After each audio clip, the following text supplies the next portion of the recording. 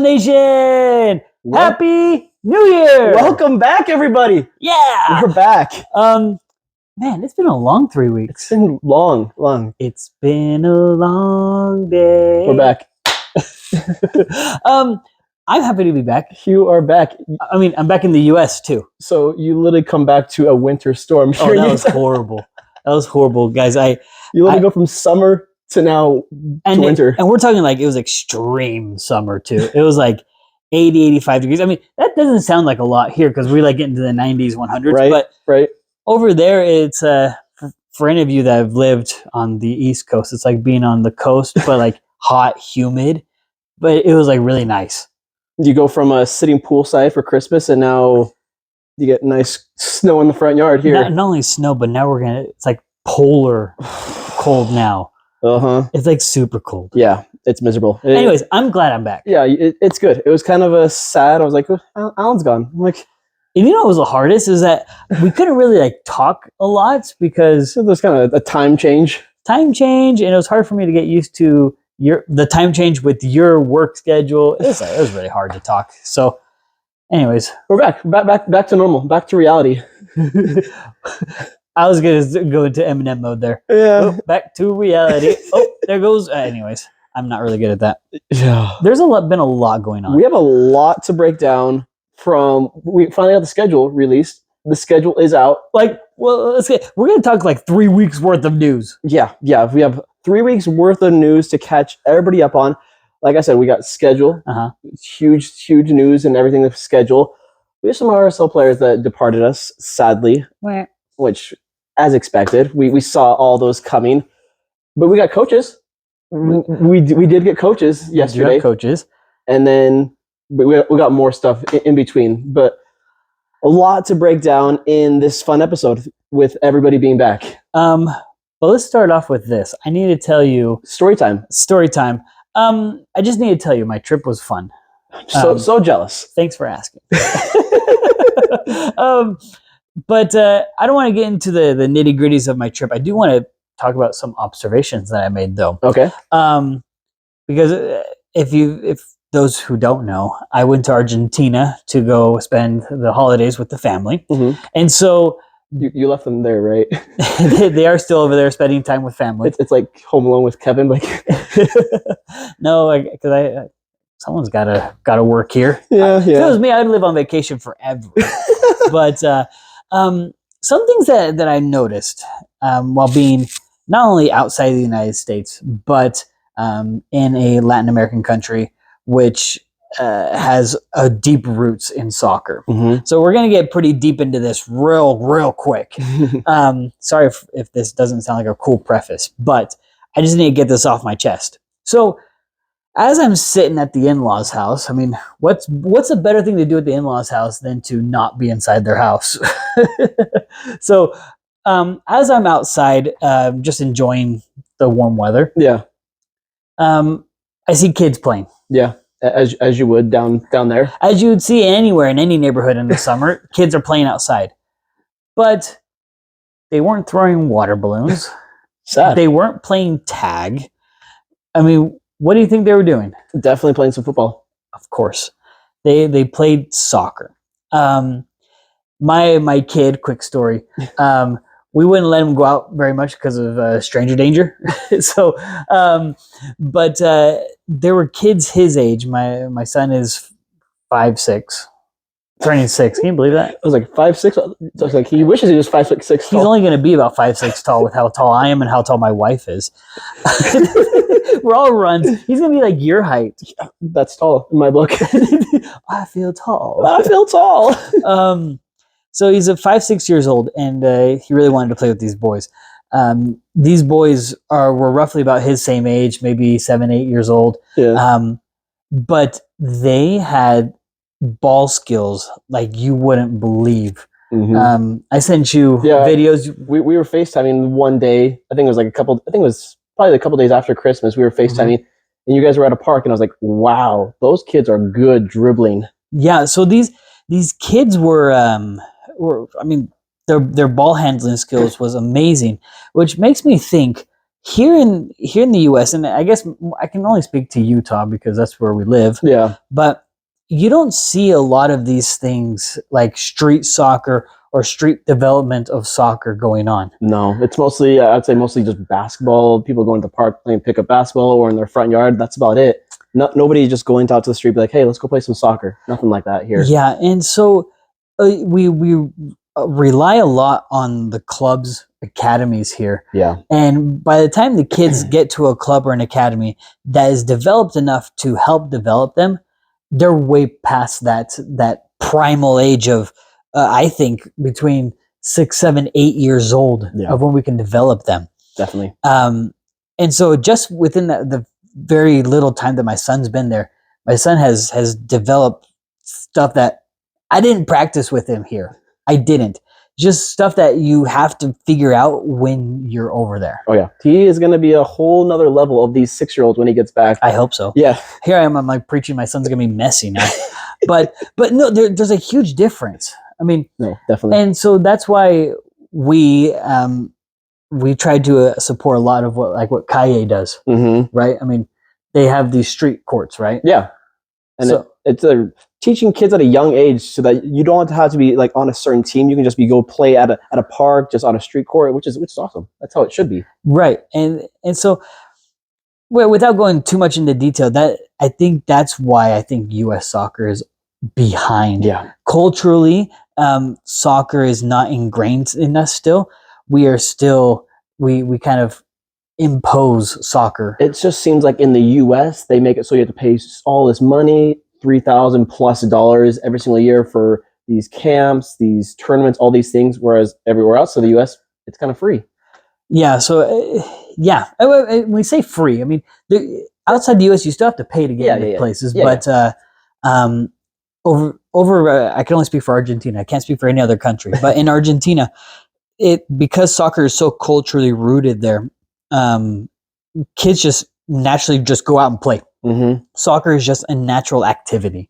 Yeah. And so that's why you see when we mention top countries for soccer, I mean, who do we mention? I mean, we can obviously Argentina, but who else can we mention as naturally soccer? Brazil, Mexico. I wouldn't say Mexico as much, only because they have a lot of ties with the U.S.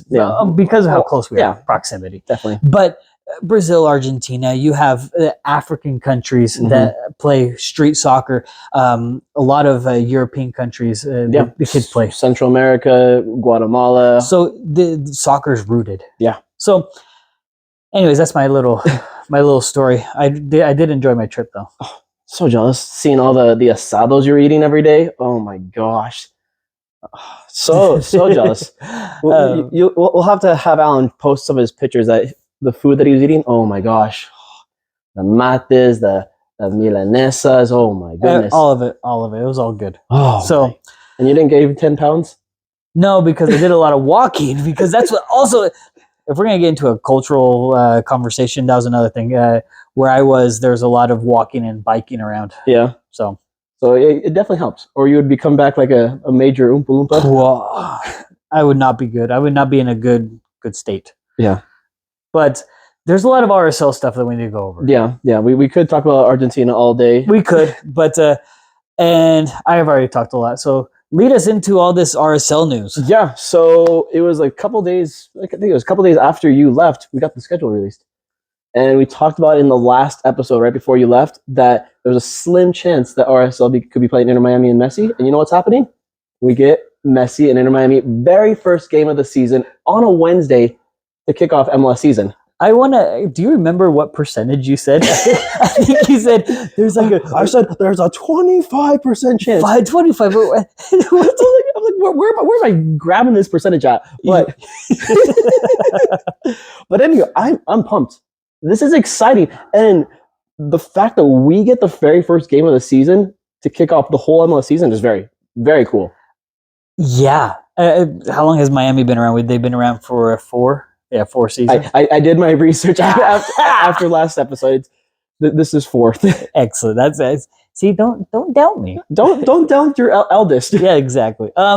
So with us playing Miami, there's something I want to talk about before the Miami game. Yeah. We I also have the preseason was announced. So We do. Not to get ahead of ourselves, but yes, preseason was announced. We kind of need to go over that before. RSL is going to Portugal.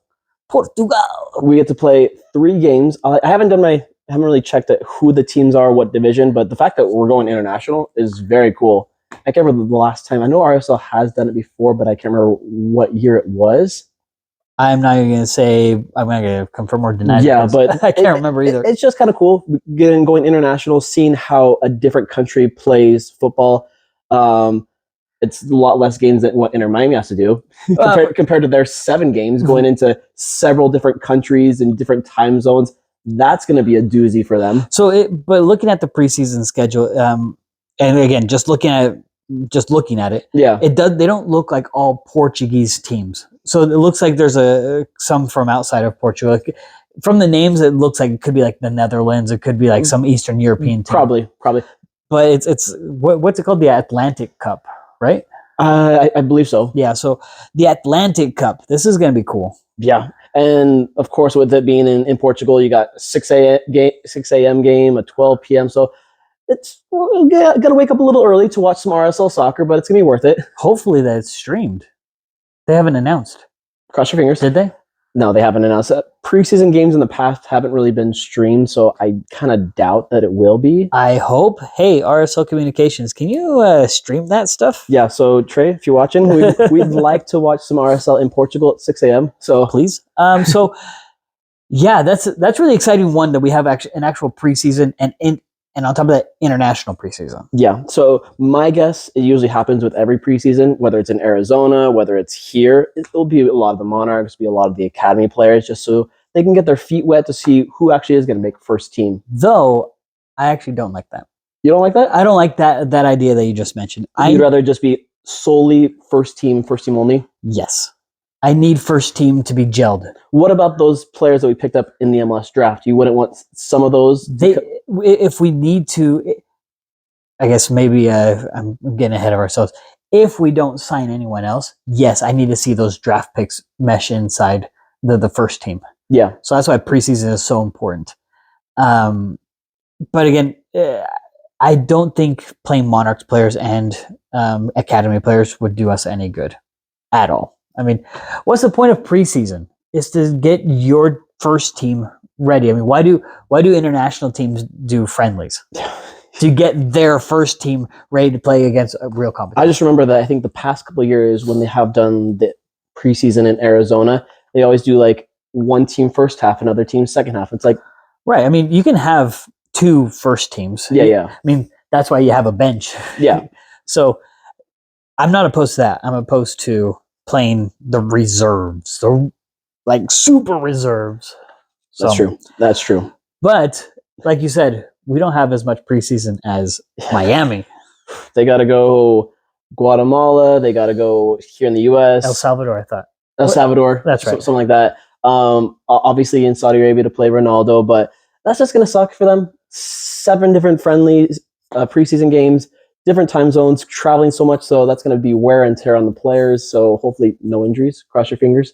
Hopefully no. We don't want their important players to get injured because, well, we going to see Messi and Miami. Slap hands. So that's going to be exciting. We will be there, very first game of the season, to witness the GOAT, the greatest, mi papa. So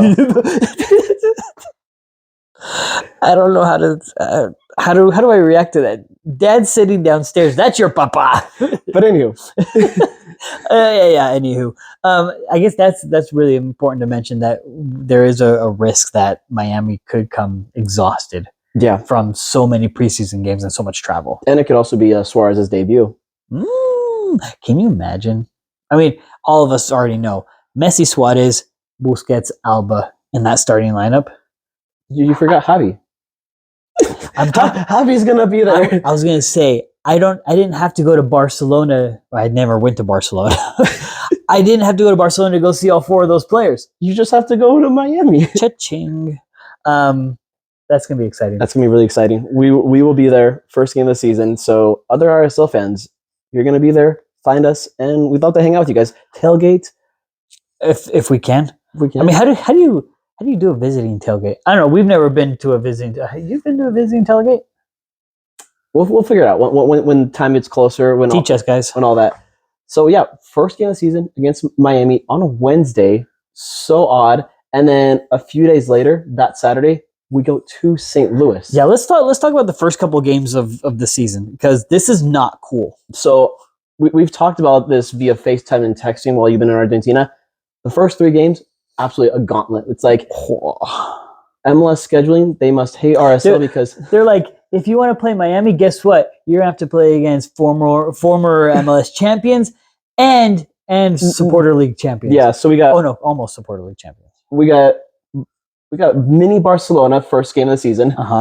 We go travel to St. Louis, who won Supporter Shield. Oh no, they didn't win Supporter Shield. It was Cincinnati. But they were best in the West. Best in the West. That's what I mean. And then we have first home game of the season against LAFC, who went to the MLS Cup. It's like, come on, this is a gauntlet. And then on top of that, the fourth game is against Colorado, and we'll just talk real quick about Colorado's offseason so far. Freaking getting Zach Steffen. And then they just got Mihalovic. Their biggest signing and $3 million. And I think there's another signing also that was like pretty big for them, but it's not as big as those two. But Colorado all of a sudden is having an offseason of their lives. Yeah, it's like, where did this come from? You go from worst team in the MLS to now just spending $3 million on Mihalovic. It's like, wow. My first thing was, wait, they were like one of the worst, if not the worst team in the league last year, and all of a sudden they're getting really good players. I'm like, they didn't do this for the draft, Utah Jazz. they didn't do this to try to get the best pick. I don't know what they were doing the past couple of years, but yeah, all of a sudden now they got really good players. Yeah. So terrible first 3 games to start off the year, but on the plus side, wait a second. We play St. Louis twice in the first month? Yeah. Oh. I'm telling you, the scheduling hates us.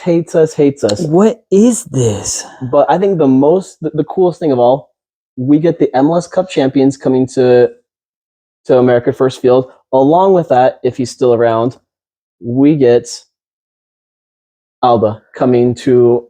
Alba? No. Thiago Almada, sorry. Almada, there we are. Yeah, we got Almada, and we got the MLS Cup champions coming to America First Field this year. Huh. Interesting. This is going to be a very interesting year. Yeah, right. But what makes it more interesting is that we're missing players. Yeah, because we got Copa America. No. The players that we just got rid of. Yeah, we got too many. We got rid of too many players. Let's get into that. Yeah. So if you guys aren't up to date, we just got rid of, I guess, 4 players total, if you want to include Musovski. So we just got rid of, obviously, Savarino, Krylak, Rubin, and then Musovski. So let's go over each one. This is rough. So let's go with Danny. I don't even want to talk about. Yeah, that ship sails. You miss a PK, you're done for. I wouldn't go that far, but yeah, if Danny just brought on a lot of issues that they weren't worth our time. Let's start with Krylak. It's a good place to start. It was the first one. Here's the first one. The man has a corner in our stadium. Krylak's corner. I'm gonna miss him. Corner with a K. Yeah. I'm gonna miss his karate kick. We saw it once. But that was iconic. It was against LAFC in a playoff game. You can't say you miss it if it was just once. But still, we beat LAFC in that series with that. It's a good memory. It was a good memory. But here's my thing. I was actually thinking we were gonna sign him to a year deal. Like I thought we were gonna. I know his option was declined. Yeah. But I thought we were going to downgrade his contract. But apparently, there was no agreement made. Yeah. And so Krylak left. Which I think I'm going to say it hurts us. I think not only on not the field part. In what way? Leadership example. He was a good motivator of players. Yeah, because you look at who else we have as like that good leader motivator. Silva. That's about it. McMath. Well, do you know who sprang up towards the end was Chicho. He was a great. I could see that. So Chicho is a great leader and is a great inspirer of a motivator. Yeah, wanting to work harder to accomplish what you need to. So. Well, I mean, not just individually, but as a can't remember what game it was. Shoot, where well, I think it might have been the Houston game, the one at home, where he started like getting people like, "Come on, we can do this," and you could tell he got a knock, but he was still trying to like motivate everyone. He had that drive to want to get it done. So that's what we're gonna miss from Damir. Yeah.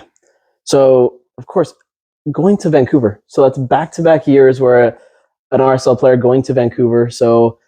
Oh, yeah, that's true. In fact, the Vancouver fans were mentioning it too. They're like, "We hope that this guy isn't like a flop like Cordova." And I'm like, "You guys fell for the trap." Yeah. So March 23rd, we get to go to Vancouver. When do we get them back?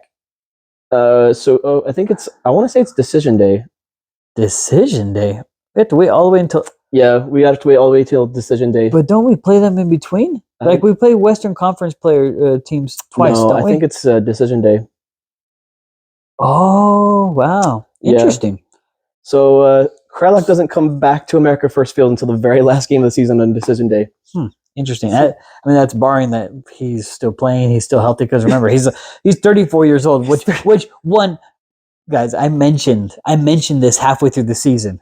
I said Kreilach's not an on-field player. And you look at the players that Vancouver has. They had like 2 goal scorers who had like 10+ goals. Kreilach isn't going to come. Isn't going to start. He's going to come off the bench for them. Do you know who they're saying that he's like a center midfielder?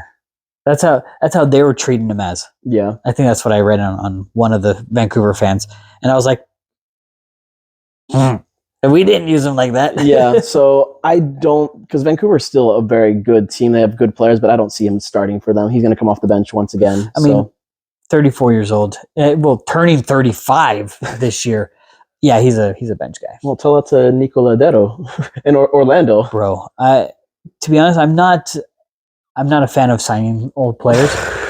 And especially like Nico Lodeiro, like he can still contribute. Yeah. But he's old. He's old.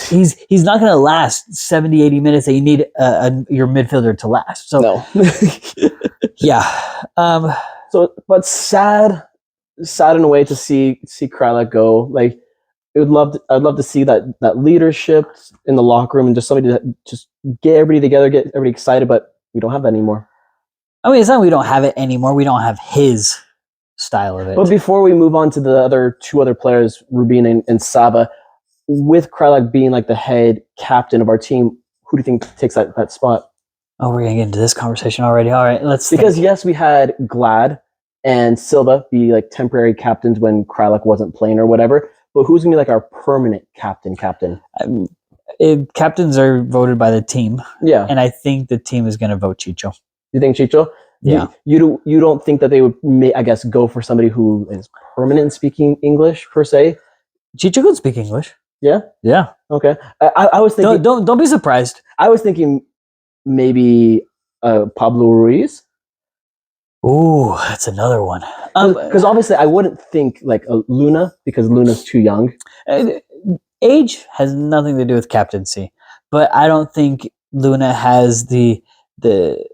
It's not that he doesn't have the quality of leadership; he can. Yeah. But I think he still has a lot to learn and to make his presence known. Yeah. But I think you have two good options right there in Pablo Ruiz and in Chicho. Like another one, maybe Zach McMath. Nah. No. Now here's the thing. I need, for me, my style of captaincy, I need someone to be like spicy. I need someone to have that temper where they'll get mad when they need to get mad. Yeah. Which that's where Pablo and Chicho ride the line a lot. Mm-hmm. Sometimes they go a little overboard. I saw Chicho a couple of times last year where he would just complain, and he got a yellow card for dissent. And I'm like, another one. Yep. But I mean, that's what Kyle got a lot too. Way too many. But that's what we liked about Kyle. He was right? He was feisty. Feisty. So I need a captain that can lead, but I need one that's feisty to stand. See, like Brian Vera is that way, but he is way too feisty. We saw that in the Houston series where he got a red card and sent off, but I don't think he'd be able to control his temper to be able to help. I don't know if that's feisty. I think that's aggressive. There's a difference. Feisty is attitude, aggressive as a style of play. Yeah. I think he's aggressive. I don't think he's feisty in attitude. He won't backmouth. He won't have a conversation. He just when he fouls hard, he walks away. Yeah. So I wouldn't consider Vera. No, but those are some good candidates. There's like some others that I have in mind, but I don't think they're vocal enough to be able to orchestrate. Like maybe like a Oviedo. He's diplomatic, so he'll be able to talk his way through and explain. But he's not feisty. Because I like him for the fact that he has his age, like Silva, and he has his experience, so maybe he could be able to orchestrate. By the way, I really love Oviedo. I'm glad that we re-signed him. I like how he plays. I like how he's diplomatic. And even though I don't like it a lot, I like how he's that friendly guy who'll just roll you over and then like high five you like, nice job, good fight. Like you could have done better. Like, come on. But Oviedo I like. Yeah, well, overall, I like the fact maybe Chicho, and maybe Pablo. So if it comes down to those two, yes. Yeah, and I think it will be because of how the attitude of the team is right now. I think we're looking for people that can stand up for each other. Yeah. So, speaking of big players that also left. Don't get me started. Oh, man. Say it. Sava on his way to Brazil, and I'm going to butcher the name. It's Botafogo. Botafogo. Botafogo. No sabe português. No falo português. No falo português. There you go. So he is on his way back to Brazil. He literally came here for a season, now back to Brazil. Look, there's a lot of controversy around Sava. Is it same club or a different club? Different club. First time we sent him over to Atlético Mineiro. And now he came back to us, and now he's going to Botafogo. There you go. And it's kind of confusing, not name-wise. It's kind of confusing because both teams have the same colors, black and white. They couldn't think of anything else? Like, would they run out of something else? I don't know. But yeah, Atlético Mineiro is black and white. And Botafogo is also black and white. They're very original in their colors in Brazil. Very original. Actually, but they're the only two clubs that I can think of off the top of my head that are black and white. Everyone else has color. I think of like clubs in general in Brazil. Is like there's plenty of clubs in Brazil. Yes, there are. But Botafogo is a first division team. They do very well. In fact, I think I forgot. I think they've made a long run in the Sudamericana.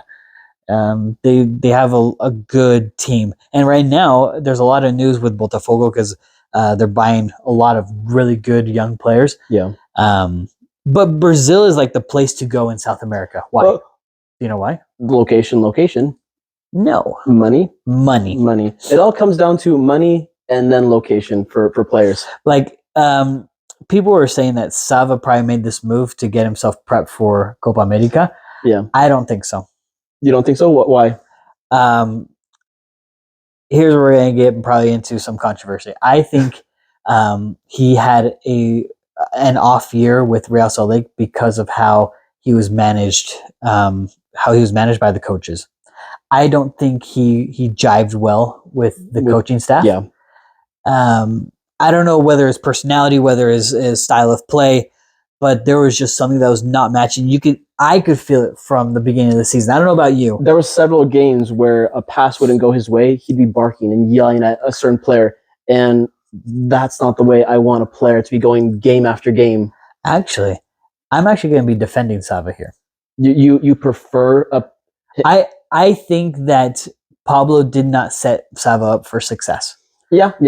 I think that the way we talked about the formation all year last year. Mm-hmm. I think the formation that we played did not suit Sava. When Sava was having success was when there was either certain players on the field or he was playing in a certain position. Okay. And it varied, so I can't give out like certain specific things. Like I could say if he was playing with Gomez and Sava was on the left side, that's when he had more success because you know that he was going to cut in with the outside of his right and nail a curler. That's a majority of his goals. Absolutely. You could say that he did well when he was up top with Chicho and him up top. Yeah. So there's many situations that Sava had success that Pablo did not repeat a lot. Mm-hmm. And so it's hard to see those kinds of things.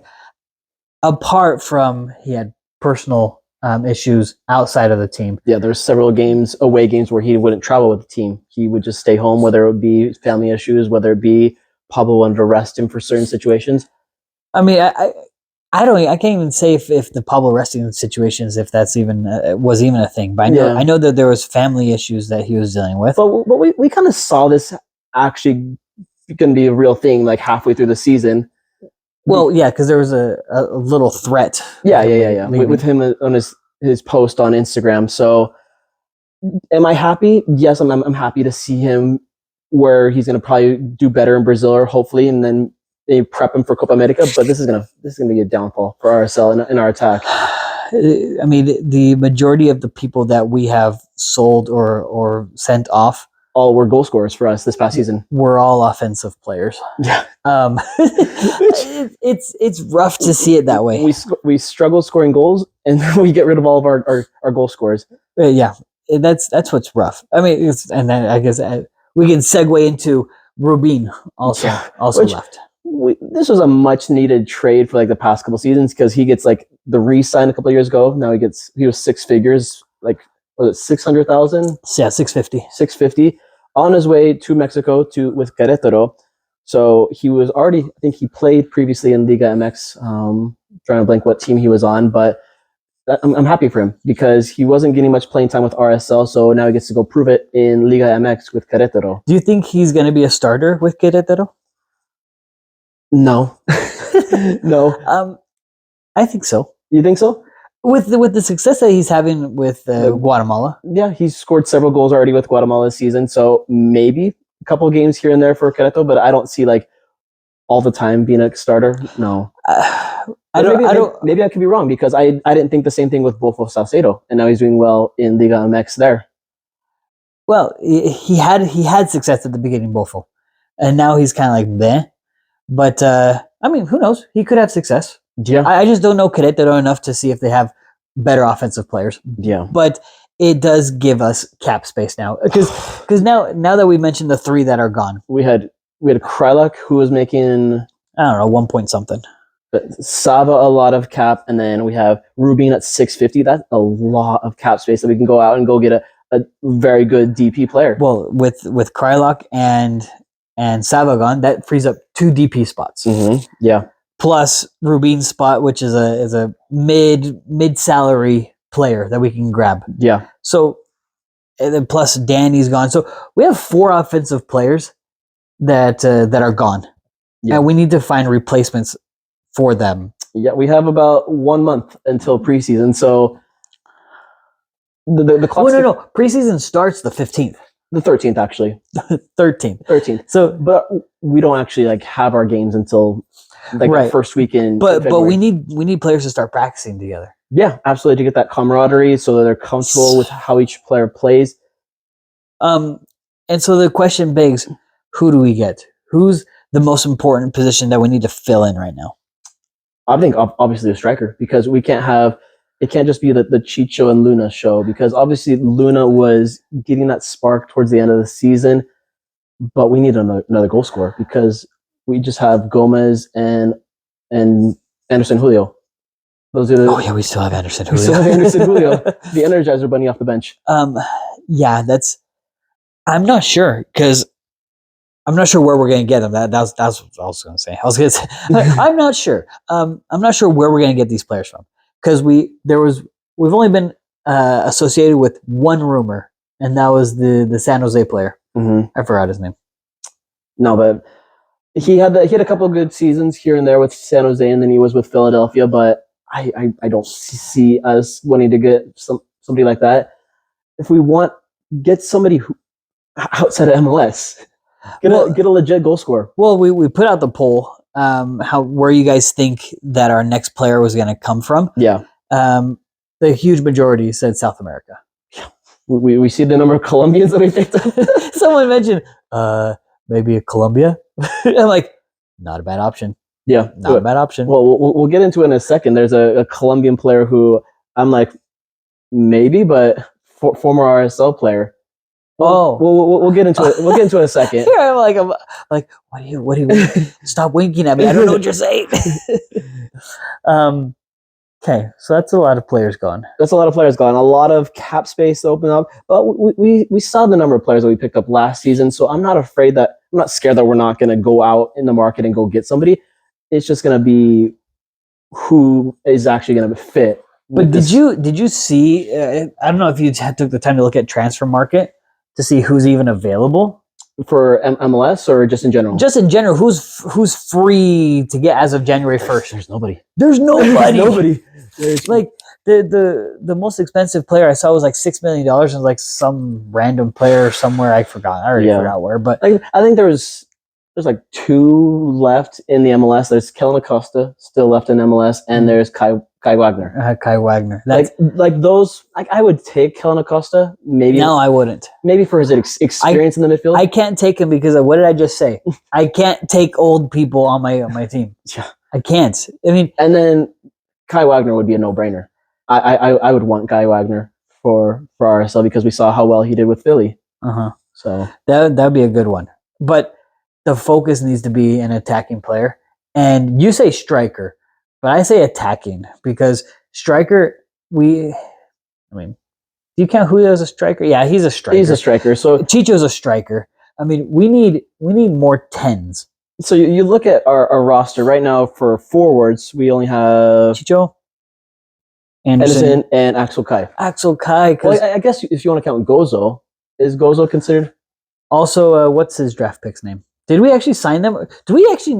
I don't know about if we've actually signed contracts with these draft picks. I don't know entirely if we have or not. So, dun, dun, dun. But maybe we have, maybe we haven't.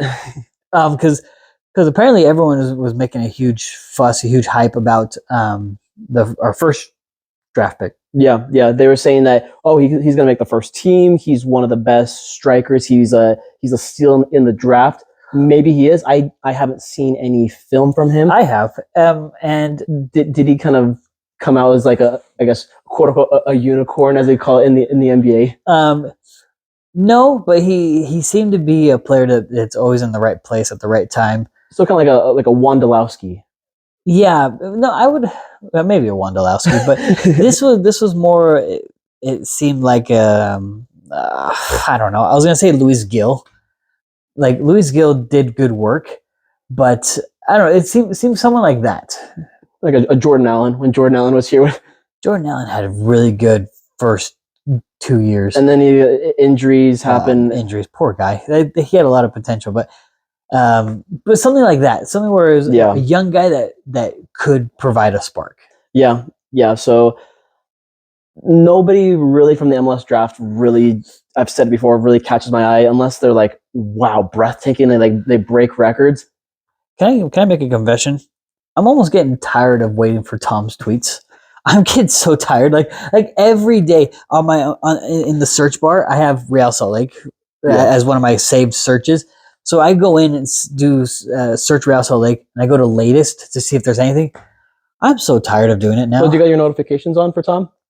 Yes, I have my notifications. Okay. Since the last episode, yes, I put my notifications on. I told you to. But it's just exhausting waiting for player news. Yeah. I think we've had other announcements. Well, no, we haven't. We got the most important one. I got not most important. We got an important one yesterday that happened. Yeah, we got coaches. Let's do that. Let's talk about coaches, because coaches are the first thing that the instructors that tell the players what needs to happen. But this one comes with a lot of controversy because first off, it was controversial the taking away of the 3 assistant coaches. So we got rid of Brett Jacobs, Matt Taylor, and then Nacho, who. Nacho is he was a good goalkeeping coach that helps Nick Raimondo and several of our other good goalkeepers. So we lost 3, we gained 4. Yeah, we did gain 4. But let's go into the why this is controversial, because someone commented is like, why are these new 4? Why are they so hyped? Why are we so excited about these 4? But if we go back to why the 3 were fired, do you remember why they were fired? Recap me. I will recap you. the idea was from the front office is that these three were not enough support for Pablo. They were yes men. You remember that? Me saying that? I do remember that. Yeah. So they were yes men, where they're just saying, "Yeah, that's a great idea, Pablo. Let's just go ahead and do it. Yeah, let's do it." So it's good for that kind of support, for a coach to have that kind of support, but it's also not good to just have people just say yes all the time to you. I mean, granted, they probably didn't say yes all the time, but they probably didn't feel like they had enough authority to challenge what Pablo was coming up with. So for sure, we have 4 new assistant coaches. We got Mark Lowry. So no, Mark Lowry is not an assistant coach. Excuse me. We got Nate Miller. Yep, Nate Miller. He comes from San Diego. Yeah, San Diego, the USL team that was killed off. He was an assistant coach there. And then we got Mirza Harambasic.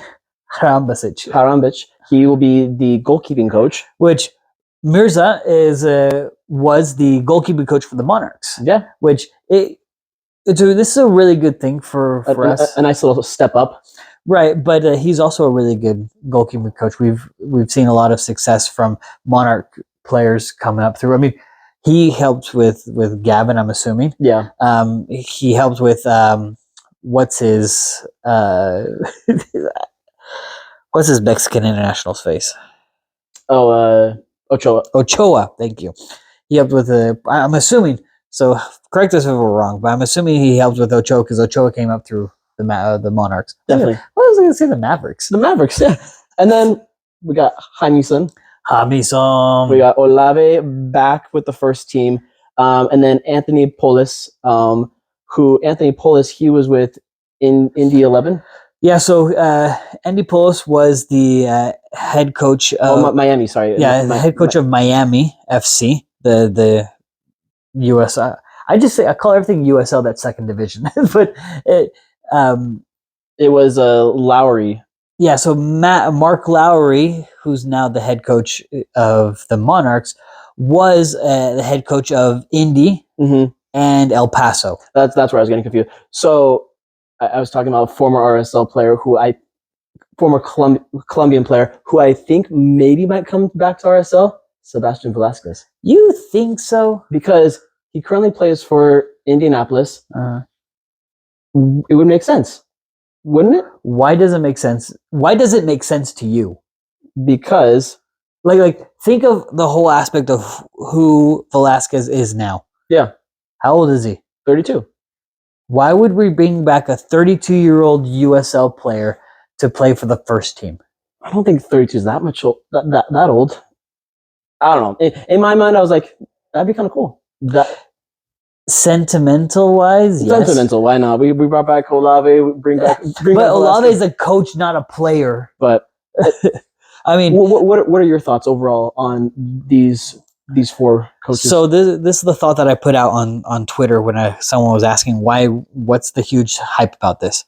The hype about this is the previous assistant coaches were only assistant coaches in their whole career. Yeah. They were nothing else. So they never were the head coach. They never had to make the decisions. Now, granted, I know that Nate Miller was not a head coach. He's an assistant coach. So barring that and barring Mirza, what's his bucket? Poulis was a head coach. So he knows how to make those game time decisions. He knows how to make those tough decisions. Yeah.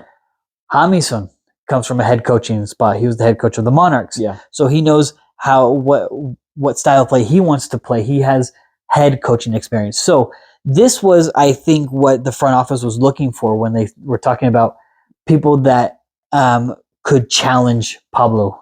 And not to challenge him for his job, but to challenge him to think a little bit deeper, a little differently. And you look at each of these coaches, they kind of all played a different position because obviously Jamison was one of the best defenders. So like you said, each of them were former head coaches. But the one part I was kind of hesitant, all of them do come from the USL or the MLS Next Pro. So I'm like, they don't have like that MLS experience. But with them being head coaches, I think that will just be another step to help Pablo and the staff. My hope is with these assistants is that with their head coaching experience, some of their head coaching experience, that they will challenge Pablo in with strategy, with formations, with how to present a team, with how to develop a team. I think having all that would hopefully bring out more of the team, bring out more success, more development. Because I was thinking with Matt Lowry as Matt, isn't Matt Lowry? Wasn't he on the Today Show? Probably. My gosh, names are not my strength. So Mark Lowry, with his experience as Indy and El Paso, who else passed through El Paso? That would be Luna. So if Lowry, this is me without looking it up. Okay. If Lowry was head coach at the same time as Luna was playing, I think that we could be seeing more, hopefully seeing more development of Monarchs players to maybe come up to the first team with Lowry as the coach. Could that mean more Gozo, more Axel Kai? Well, that's what I'm thinking. If that happens, then maybe we can be forcing the issue of let's get these Academy Monarch players more first team minutes. That way they can develop. I wouldn't be opposed to that at all because we've been using like the Monarchs, using this Academy, but not for the right purpose at all. Yeah, so I don't know. I'm excited with that. Yeah, it's the first thing that needed to happen because coaches are important. Next, let's get some DP players. And then after we get some DP players, let's get this jersey. Oh, you're worried about the jersey? I was like, yeah. I was like, we got a new jersey that's coming in a couple weeks. Do you know something that I don't? No, like I'm hoping it's in a couple weeks. Here I am, like I have my own mini Tom. No, I'm just saying I'm hoping it's in a couple weeks. Well, that's fine. That's fine. So yeah, this is really exciting. Yeah. I think I'm excited. It's going to be definitely a big change going from 3 coaches to 4, but we see it obviously outside the U.S. in EPL. There's a lot of teams with 3 assistants and a goalkeeping coach. Yeah. So as it should be. As it should be. Well, I say 3 when it's actually, let's see, Pablo. How many? Oh yeah, there's 3. I don't know why I was counting Mark as another assistant. It's 3 assistants. Yeah. Now you're starting to confuse me. No. But yeah, so that's really good news to have. Do we have any other good news? What else did you have on your list of good things to talk about? Because I totally forgot. Where's your phone? I think that was mostly it, my friend. Was it? Nah. Either we didn't really go into depth. I don't know. Sometimes we just get talking and talking and talking. What else did you say? Wow. We did get to all of that. Wow, that's a miracle. I guess one fact that I was going to share when it came to those 4 players. Oh yeah. I didn't share me that fact. That fun fact for you guys. So the last time that we had Musovski, Rubin, Krylak, and Sava all play in the same game, whether starting or coming off the bench, we have to go back to May 27th. Wow. Against on the road against Minnesota. Huh. So that's crazy. That's crazy that we actually had all 4 of those players involved in the same game. Yeah, so like we would have like games where like 3 of them would play, but then like Sava would be away or Krylak didn't play at all. But the last time that all 4 played at the same time, coming off the bench or whatever, back May 27th. That tells you how big of an impact these players have. Mm-hmm. So Tom, get us some info. Yeah, Tom, if you're watching, does Tom watch this? Tom, watch us. No, but we're glad. We're glad we're back, you guys. MLS season is just around the corner. We're almost like 50 days. We're about 50 days from first game of the season. No, less. I'm going to put out a countdown. We're going to put down a countdown. We're less than 50 days from RSL playing Miami, playing Busquets, playing Alba, and hopefully the debut of Suarez. Yeah. Oh man, seeing Suarez. I need to ask you, what jersey are you going to wear to Miami? TBD. Like, TBD. there's plenty of. I don't want to be that RSL fan wearing a Miami jersey. It's gonna I'm gonna be wearing multiple jerseys. Let's get real. It's gonna be Argentina, RSL, and then at the very bottom, like the last one, will be Miami.